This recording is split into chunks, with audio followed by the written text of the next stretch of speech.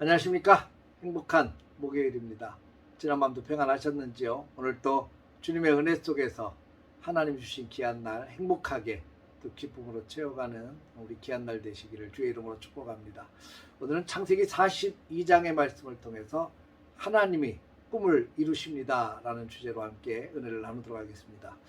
하나님은 요셉에게 어릴 적에 두 가지 꿈을 주셨죠. 첫 번째 꿈은 볏집단의 꿈이었습니다. 자기의 볏집단이 일어서고 형제들의 볏집단이 자기를 향해서 절하는 꿈을 꿨습니다. 두 번째 꿈은 해와 별과 달들이 자기를 향해서 절하는 꿈을 꿨죠. 둘 다 자기를 향해서 형제들이 절을 하고 경배하는 그런 꿈이었어요. 이 꿈을 또 자랑스럽게 형제들에게 이야기를 합니다. 근데 이 이야기를 들은 형들이 기분이 좋을 리가 없지요. 새파랗게 어린 녀석 동생에게 자기들이 절을 한다는 게 받아들이기 어렵고 힘든 일이었을 겁니다. 미워하는 마음이 굉장히 컸죠. 결국에는 이 미워하는 마음 때문에 요셉은 애굽의 종으로 팔려가게 됩니다.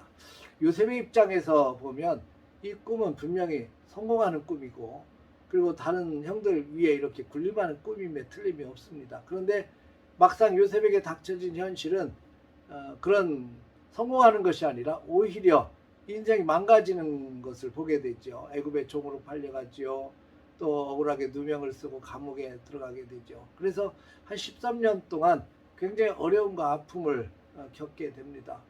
하나님은 꿈을 꾸게 하셨지만 그 꿈이 이루어지는 과정 속에서 요셉이 겪었던 것은 이제까지 경험하지 못했던 엄청난 아픔과 어려움들이었습니다.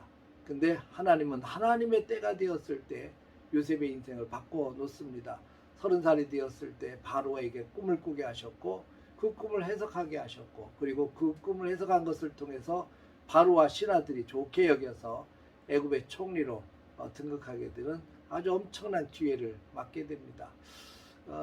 총리가 되어서 한 일은 7년 동안의 풍년이 있었을 때 그것을 잘 관리하고 그리고 이어지는 7년의 흉년이 되었을 때 그것을 통해서 위기를 극복해가는 지혜를 발휘하게 됩니다.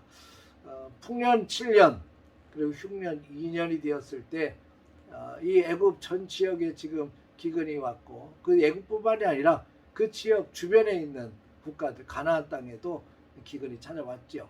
야곱과 그의 자녀들도 이 기근 때문에 살 수가 없으니까 야곱이 형제들에게 이 자녀들에게 이야기합니다. 애굽에는 먹을 것이 있다고 하는데 가서 먹을 것을 사와라. 그렇지 않으면 우리가 다 죽게 생겼다. 그 얘기를 듣고 형들이 애굽으로 그 곡식을 사러 오게 되죠. 근데 곡물을 주장하고 있는 사람이 바로 자기들이 애굽에 팔아 넘겼던 동생 요셉이었습니다.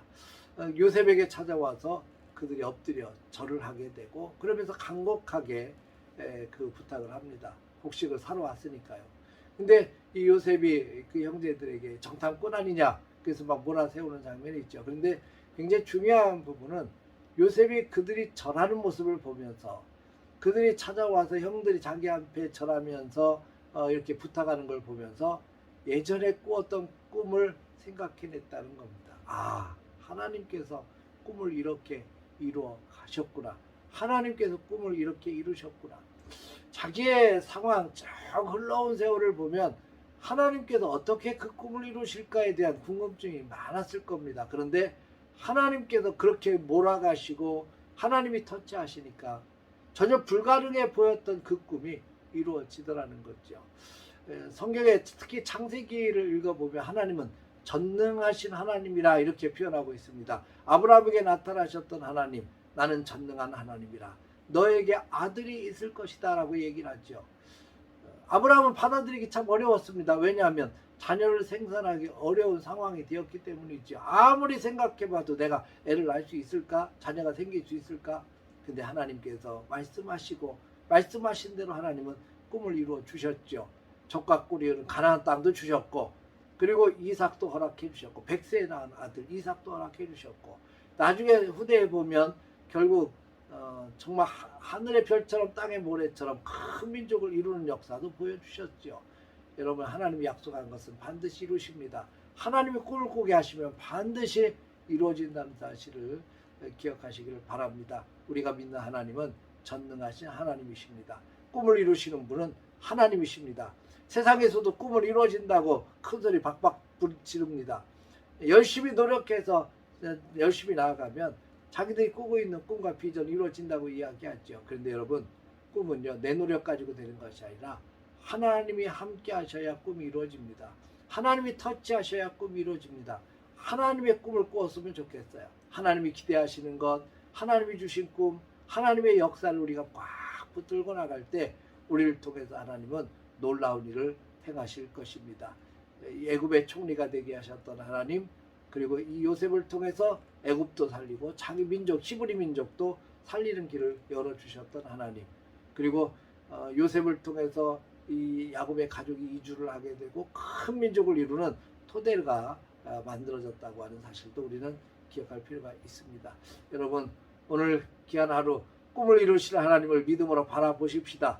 하나님께서 터치하셔서 우리들이 지금 가지고 있는 꿈, 우리 영립교회가 가지고 있는 꿈, 100년의 역사를 넘어서 이제 200년을 향해서 달려가고 있는 우리에게 주신 꿈들이 있지요.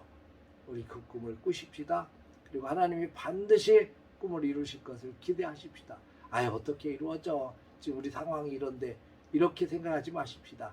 하나님께서 역사하시면, 우리가 믿는 하나님, 전능하신 하나님이 역사하시면 놀라운 일들이 일어날 것을 기대하며 믿음으로 주님 앞에 간구하면서 우리 성도들의 가정과 또 자녀들의 삶 속에, 우리 영립교회 속에 하나님의 귀한 역사가 펼쳐질 것을 기대하며 오늘도 믿음으로 나아가는 행복한 날 되시기를 주의 이름으로 축원합니다. 꿈은 반드시 이루어집니다. 할렐루야.